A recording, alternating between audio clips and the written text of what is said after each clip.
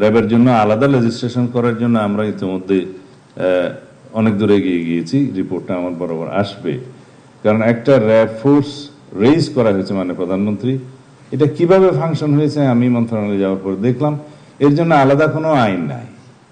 Arm police ব্যাটালিয়নের একটা নির্দিষ্ট ধারার অধীনে র্যাব কাজ করে।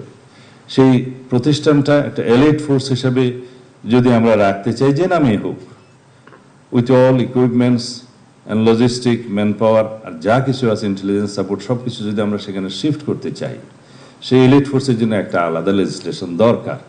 সেখানে তাদের অথরিটি থাকবে, রেসপন্সিবিলিটি থাকবে, সাথে সাথে অ্যাকাউন্টেবিলিটি এবং ট্রান্সপারেন্সি এনশিওর করতে হবে।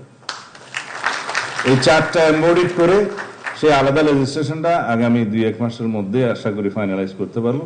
তখন সেটা এলিট ফোর্স রেইজ করবে।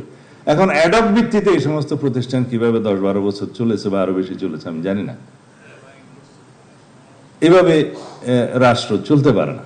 একটা অথরিটি আছে, রেসপন্সিবিলিটি আছে, কিন্তু কোনো ট্রান্সপারেন্সি এবং অ্যাকাউন্টেবিলিটি নাই, সেটা হতে পারে না। এই পুলিশ একাডেমি দুটো ইনশাআল্লাহ আমরা ভিজিট করে, জায়গা যেহেতু সরকারি জায়গা, সেটা আমরা দেখবো এবং ওই এলাকায়